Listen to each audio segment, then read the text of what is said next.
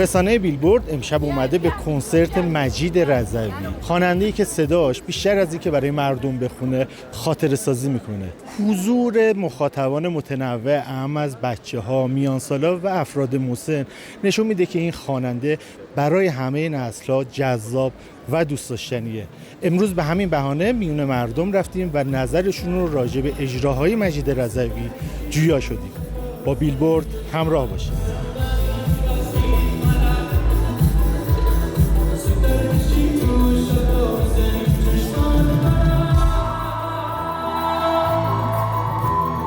بار چندم تشریف میارین؟ اولین باره. بار اولم. شما؟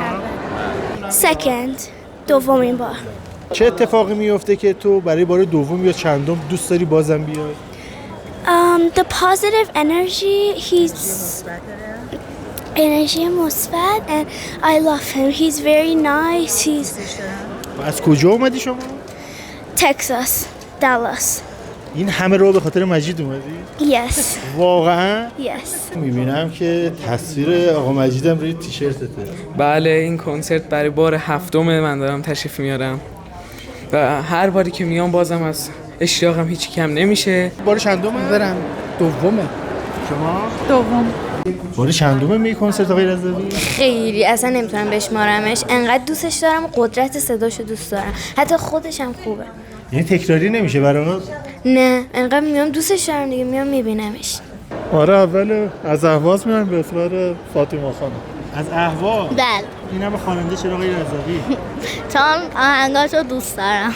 کدومشو بیشتر دوست داری؟ مثل تو. بار چندم تشریف بار دومونه میایم اینجا. بار چهارم. تکراری نمیشه برات؟ اصلا. چرا؟ نمیشه دیگه. چی برات جذابه؟ قیافش، مهربونیش، خوشتیپیش، جذابیتش.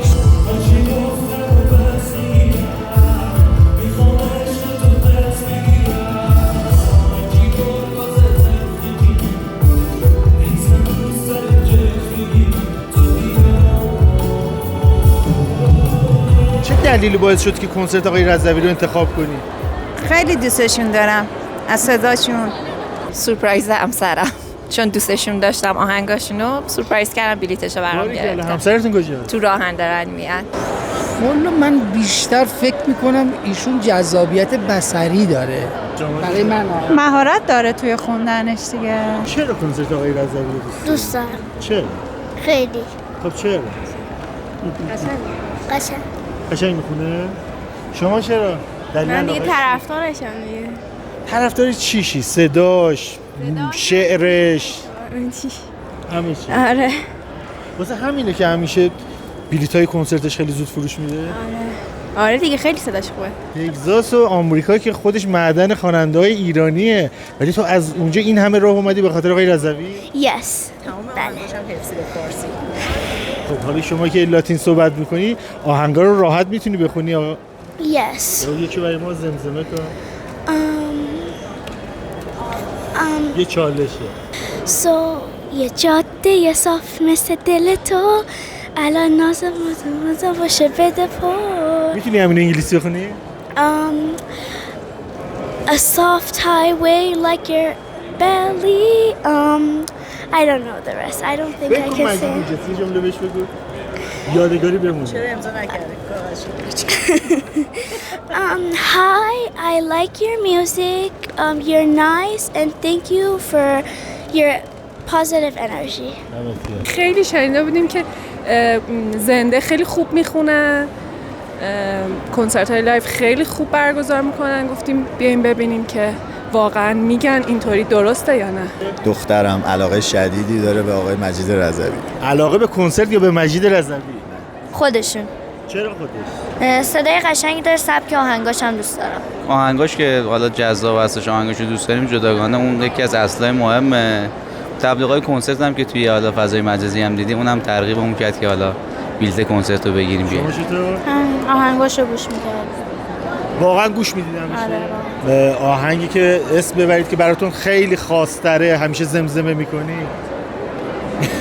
خیلی زیاده اسمش. ما متنشو حفظیم ولی اسم آهنگش حفظ نیست. یه حال عجیبی میپیشه تو تنم. صداش خوب بود، خانمم علاقه داشت صداشو. گفتم حالا یه بار بیارمش. واقعا خودت صداشو دوست داری یا به اجبار خانم اومدی؟ من خودم هم دوست دارم. خیلی خوب. بهترین خواننده که دیده بودم آقای رضوی بود. بهترین خواننده بود رضوی بود. چی میشه که دوباره، سه باره، چند باره شما دوست داری بیایی و بازم مورد علاقت؟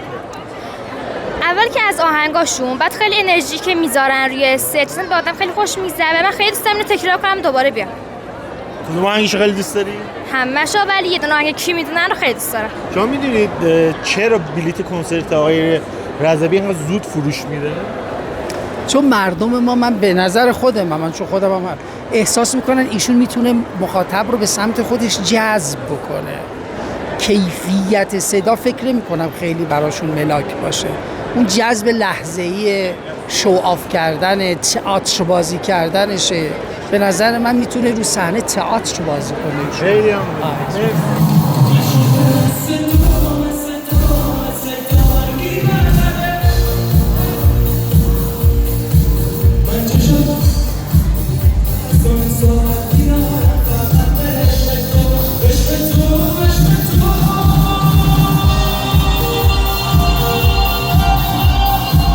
علت این که یه خواننده اینقدر میتونه برای همه نسل‌ها مثل شما که مادر بزرگیشی، مثل این 90 برای همه جذاب باشه. هم عاطفی، هم صداش، جذابیتش، همه چیش خوبه. به کنسرت خوب چه کنسرتیه؟ کنسرتی که حال آدم خوب کنه، انرژی بده به آدم. برگزاری سالونی که هستش خیلی مهمه که چه سالونی باشه و خب نظم داشته باشه و همه چیش عالی باشه. که برگزار کننده کنسرت‌های آقای رضوی مجموعه اکسیر نوینه. چطور بوده این مسائلی که عنوان کردید رعایت شده اینجا؟ بله، همه چیش عالی بوده. تا الان ما بیشترین رضایت رو داشتیم از کنسرت آقای رضوی. خب چی شد که اومدین آقای رضوی رو انتخاب کردید؟ من عاشق آقای رضوی ام. آهنگای دلچسبی که میخونن، حرکاتشون خیلی دوست دارم. خلاصه شما چه عاملی ترغیب شد که آقای رضوی رو انتخاب کنید؟ بچه‌ها یعنی خودتون با آهنگاشون هیچ آشنایی ندارید؟ یه سریاشو بلدم ولی میخونم میگن محسن یگانه است. الان یه ذرهشو بخونید برای ما. الان هیچ آمادگی نداره. صداش رو دوست داشتیم. خب به هر آهنگاش، موزیکاش باحال بود. من آهنگاشو دوست داشتم. یعنی هرچی آقاتون بود. نه کلا هم آهنگاشو دوست دارم، هم که خب صداش دلنشینه. واقعا دوست دارم صداش. شهریار. چیکار می‌کنی شهریار؟ اینجا اومدم که عکس بگیرم. با کی؟ هم مجید رضوی. چیه تو دسته؟ این کادو برای مجید رضوی خریدم. مجید چند تا دوست داری؟ 15 تا. چقدر زیاد. مامان بابات چند تا دوست داری؟ 15 تا اونا رو 15 تا مجید هم؟ الان به مجید جمله بگو. سلام آقا مجید، این کادو برای شما خریدم، مبارکتون باشه.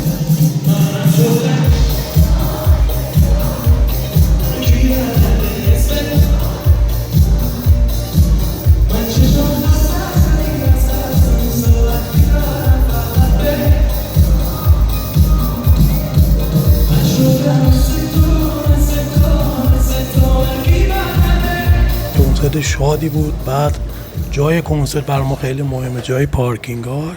بعد خود آقا مجید هم که دیگه میدونید که برگزار کننده کنسرت کدوم مجموعه است؟